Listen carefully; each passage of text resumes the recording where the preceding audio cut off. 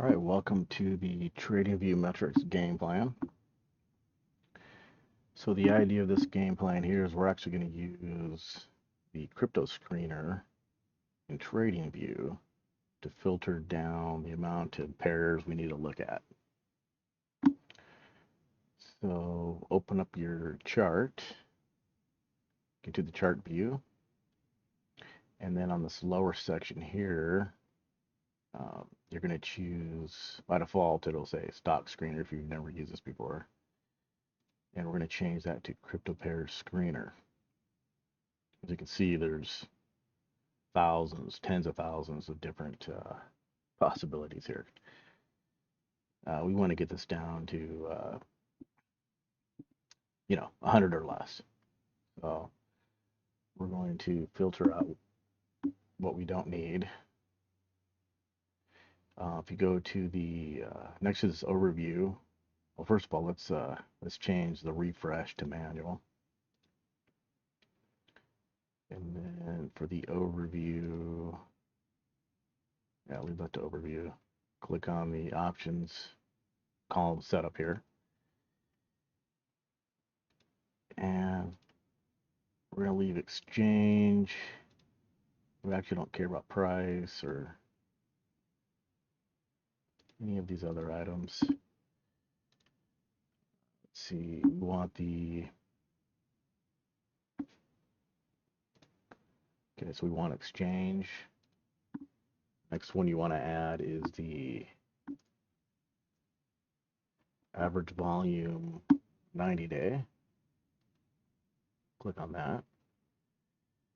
We want the volatility month.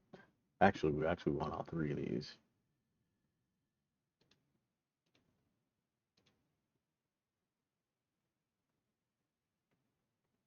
And then we're going to add volume.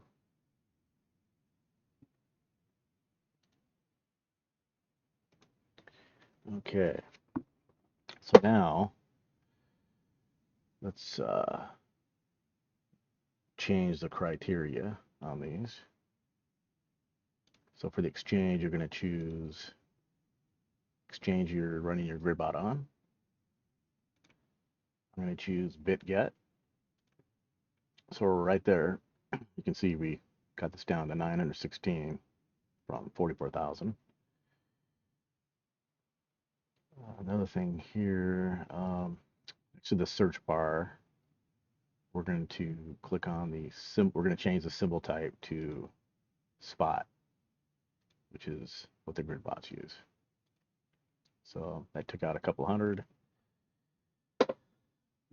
For the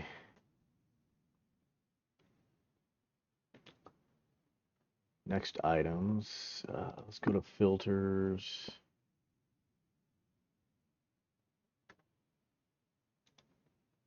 And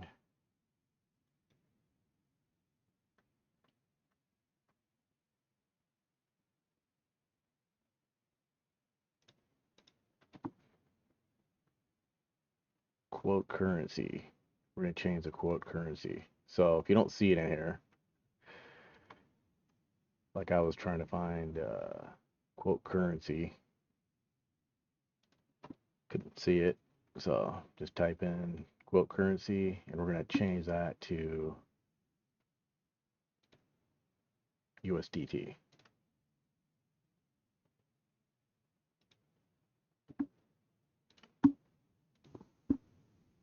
All right, next we're going to change the criteria, what we want to filter out.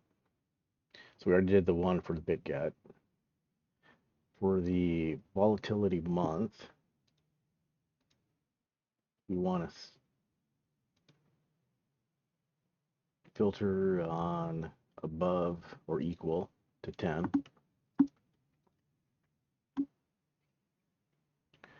And then for the volatility week,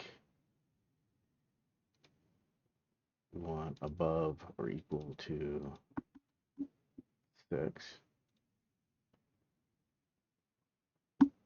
For the volume,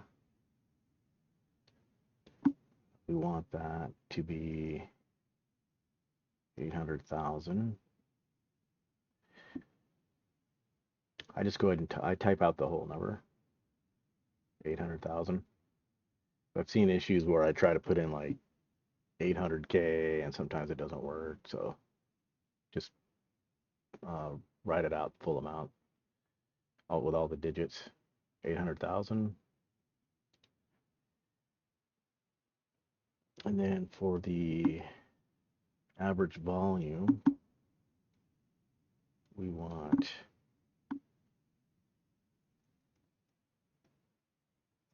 140,000.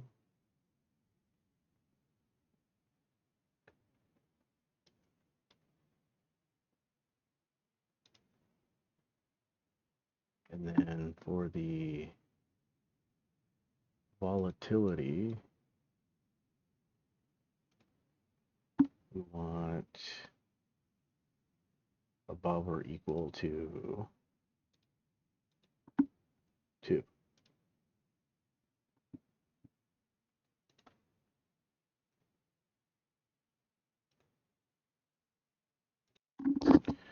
All right, that's it pretty much. So you can see we got this thing down to 133 matches. So you can change these. This is what I use right now. So depending on if it's a bear market, bull market, you might have to tweak these numbers a bit. But still, this is a good starting place. Can there be some false positives in here that you're filtering out? Possibly.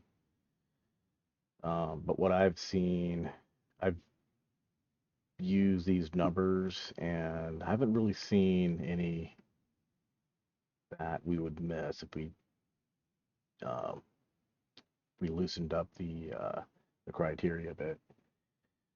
So these are overall, this is a good starting place.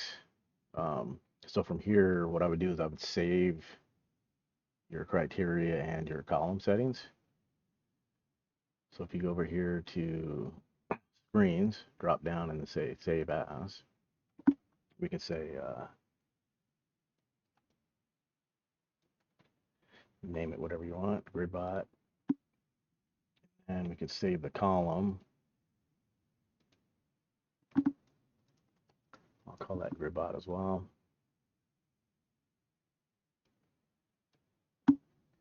So the next thing to do is out of these 133 is determine which ones you want to use for your gridbot. And from there, you can use the gridbot transactions as a quick look over,